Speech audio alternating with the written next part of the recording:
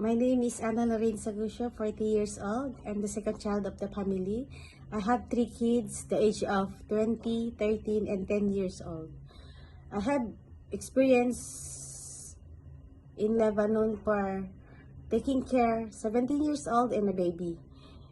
My duties are cleaning, laundry, ironing, and cooking.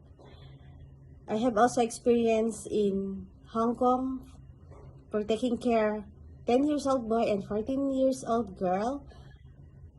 And my duties are cleaning, ironing, laundry, car washing, going to market. I have also experience in Philippines taking care of 9 years old and 3 years old. My main duties are cleaning, cooking, ironing, driving, going to market. And the last experience is Hong Kong for 10 months and taking care 10 years old boy and 14 years old girl. My duties are cleaning, ironing, laundry, going to market. Hope to see you again, ma'am, and hope you will choose me and be part of your family. Thank you.